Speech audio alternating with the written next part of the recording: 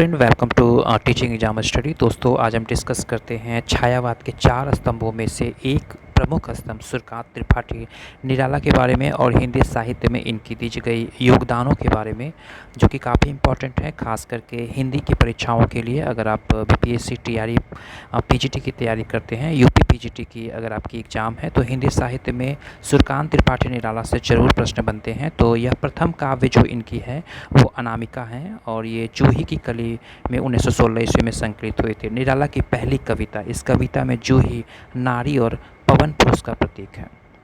रामविलास शर्मा भारत माता की वंदना को निराला की पहली प्रकाशित रचना मानते हैं। वहीं हिंदी में निराला को महाप्राण की संज्ञा दिया गया है।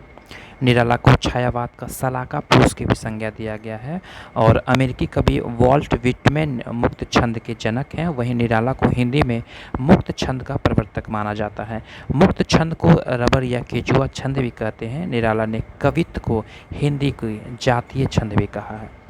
निराला ने परिमल में काव्य संग्रह की भूमिका में लिखा है कि मनुष्यों की मुक्ति की तरह कविता की भी मुक्ति होती है, और मनुष्य की मुक्ति कर्मों के बंधन से छुटकारा पाना है, और कविता की मुक्ति छंदों के शासन से अलग हो जाना है।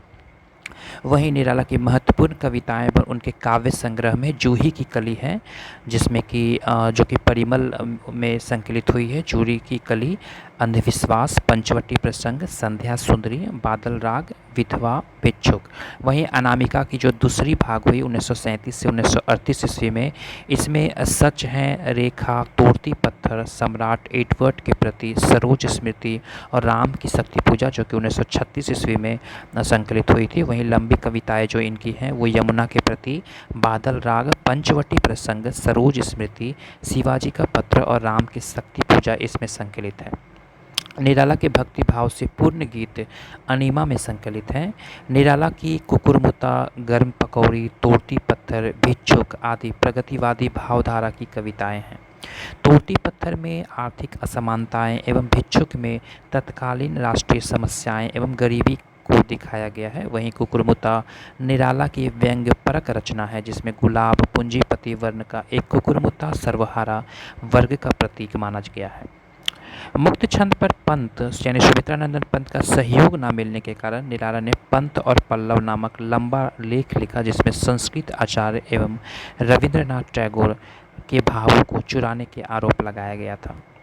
सूर्यकांत त्रिपाठी निराला आधुनिकता, स्वच्छंदता, बौद्धिकता एवं समसामयिकता के नए कवियों का गोरखनाथ को कहा गया है। निराला की राम की शक्ति पूजा महाकाव्यात्मक रचना मानी जाती है। वहीं निराला ने दिल्ली रचना में महाभारत से लेकर मुगल शासनकाल तक देश के इतिहास का गौरवशाली वर्णन किया है। छायावादी काव्य का रुद्र एवं महेश निराला को कहा जाता है। वहीं पंचवटी प्रसंग में अद्वैतवाद का प्रतिपादक हुआ है। निराला की मैं और तुम कविता में निर्गुण विचारधारा का प्रभाव मिलता है। निराला की काव्य संग्रह अर्चना, आराधना तथा गीत गुंज में गेय तत्व की प्रधानता मानी जाती है। वहीं निराला ने प्रयोग हेतु कुछ गज़लें भी लिखी है, जिनका संकलन बेला काव्य संग्रह में हुआ है। दलितों के दुख पीड़ा और उनकी हीन दशा का वर्णन नए पत्ते संग्रह में हुआ है। वहीं सांध काकली निराला का अंतिम काव्य संग्रह तथा पत्रोत्कंठित जीवन का विष बुझा हुआ है अंतिम कविता है। सांध काकली में निराला ने जीवन को हताशा और निराला से चित्रित किया है। वहीं अगर हम बात करें सूर्यकांत त्रिपाठी निराला की, तो छायावाद युग के महान कवि, उपन्यासकार, निबंधकार और अनुवादक थे। उनकी रचनाओं में विद्रोह, करुणा, प्रेम, मानवतावाद और सामाजिक वेदना का अद्भुत समन्वय मिलता है, और उन्हें हिंदी साहित्य का महाप्राण का भी संज्ञा दिया गया है। आइए उनके जीवन परिचय के बारे में कुछ संक्षिप्त अध्ययन करते हैं। जिनका जन्म जो हुआ वो 21 फरवरी 1896 ईस्वी को महाराजगंज उत्तर प्रदेश में हुआ था। वही पिता की नाम जो है वो पंडित राम सहाय त्रिपाठी और माता के नाम रुक्मणी देवी। प्रारंभिक शिक्षा के बाद उन्होंने स्वाध्याय द्वारा संस्कृत, बांग्ला और अंग्रेजी का गहन अध्ययन किया। प्रारंभिक जीवन में आर्थिक कठिनाइयाँ, पारिवारिक दुखों और संघर्षों का सामना किया, जिसमें उनकी संवेदना का गहरा और व्यापक बनाया गया। प्रमुख पहचान छायावाद के प्रमुख स्तंभ यानी 4 स्तंभों में से एक स्तंभ विद्रोही चेतना के कवि एवं गतिविधाओं के मर्मज्ञ रचनाकार माने जाते हैं। वहीं सामान्य इन्हें साहित्य अकादमी पुरस्कार मरणोपरांत दिया गया राम की शक्ति पूजा के लिए। इनका जो निधन हो गया 15 अक्टूबर 1961 ईस्वी को इलाहाबाद के प्रयागराज में हुआ था।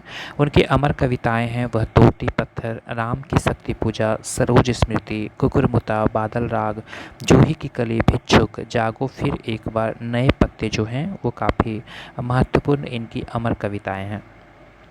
आइए बात करते हैं प्रमुख रचनाओं के बारे में। इनकी काव्य संग्रह में परिमल, अनामिका, गीतिका, तुलसीदास, नए पत्ते आते हैं। वहीं इन काव्य संग्रहों में प्रकृति सौंदर्य, मानवतावाद, करुणा, विद्रोह, राष्ट्रीय चेतना और दार्शनिक चिंतन की गहरी छाप उनमें मिलती है। दीर्घ कविताएं की बात करें तो राम की शक्ति पूजा, सरोज स्मृति, वह तोड़ती पत्थर, कुकुरमुता, बादल राग जो हैं वो काफ़ी महत्वपूर्ण दीर्घ कविताएं हैं। वहीं इनमें इन दीर्घ कविताओं में जीवन संघर्ष, करुणा, सामाजिक यथार्थ और मानव मन की गहन संवेदनाएं अभिव्यक्त हुई है। गद्य की रचनाएं अल्पना उपन्यास है, निरुपमा उपन्यास है, अप्सरा कहानी संग्रह है, प्रबंध और निबंध हैं। उनके गद्य में भी सामाजिक यथार्थ, मानवीय संवेदना और प्रगतिशील चिंतन की झलक मिलती है। कुछ प्रसिद्ध पंक्तियां हैं। वह तोड़ती पत्थर देखा मैंने इलाहाबाद के पथ पर, वह तोड़ती पत्थर, वर दे वीणा वादनी वर दे, नवगति नवलय ताल छंद नव कंठ नवगीत नव स्वर दे, जागो फिर एक बार, जागो फिर एक बार, अंधकार फिर आया है प्रमाण द्वार पर है, दुखे जीवन की कथा रही, क्या कहूँ आज जो नहीं कही। निराला की कविता मनुष्य की स्वतंत्रता, सत्ता का उद्देश्य है, वह शोषित पीड़ित और उपेक्षित मानव की आवाज़ है। तो ये महत्वपूर्ण कुछ संकलन थे और उनकी कुछ साहित्य में उनका योगदान। श्रीकांत त्रिपाठी निराला के बारे में अगर आपको ये विशेष अगर पसंद आया होगा हिंदी साहित्य के संबंध में, उनकी अमूल्य योगदान के संबंध में, तो वीडियो को लाइक करें, अपने दोस्तों के साथ शेयर करें। वीडियो देखने के लिए धन्यवाद। Thank you very much.